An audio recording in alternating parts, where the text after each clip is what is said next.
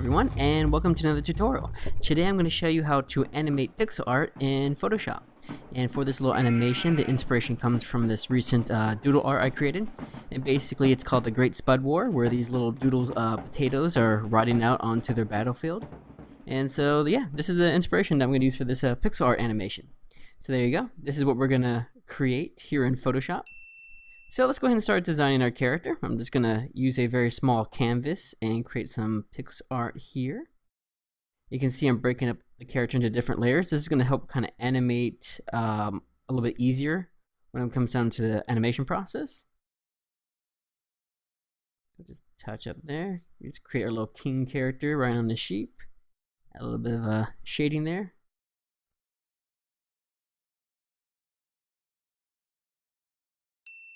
Alright, so now let's go ahead and set up the animation.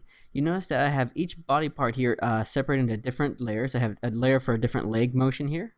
So one that's a little bit higher. There goes another one. So different leg motions, different arms, different bodies and torso. So there you go. And this is going to make it easier. You don't have to do this, but you'll see why I chose to do it this way. So let's go to Window and load the animation palette. And there we go. So this is our animation. And by default, you're going to see like a timeline preview. For this animation process, let's go ahead and switch to frames. It's going to be a lot easier to animate this pixel art using this method. So you can see here what Photoshop does is it takes a snapshot of whatever your current frame is in your comp. So you can see the legs off. If I was to turn it on, you can see the legs are back on in this frame because it's selected. So it's taking a little snapshot, and we're going to change it from 10 seconds to hold for about 0.1 seconds. And I'm going to click on this little new frame button down here, and I'll have a new one, and it took a new snapshot.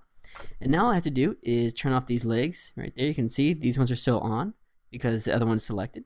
And I'm going to choose a different set of legs. So you go, here's the up and down, and I can move the torso for the sheep up a little bit on this first frame. Go here, lift it up a little bit more. This way it creates a little bit of a galloping effect, if you will. So there we go. We can preview that, and let's go ahead and create some more leg animations, some new frames. Here we go. Change the legs out, raise up the character so it looks like he's galloping, and just keep switching and taking some more snapshots. And when we're done, we'll just go ahead and tell it to loop forever and hit play. And there we go. Now we have our final animation with our galloping potato head king. Alright, so let's go ahead and create an animated GIF, and we can import this onto a website. What I'm going to do is go to Save for Web, and I'm going to switch from JPEG to GIF. There we go. And now let's go ahead and tell it to loop forever. So this way, if I want to put it on there, I want it to constantly keep cycling and looping. And I'm going to increase the size because I want it to be a little bit bigger. And you know it's a little blurry, so I'm going to change this to nearest neighbor. And that keeps a very pixelated look to it. And if I hit play, I can preview and see how this would look on a website.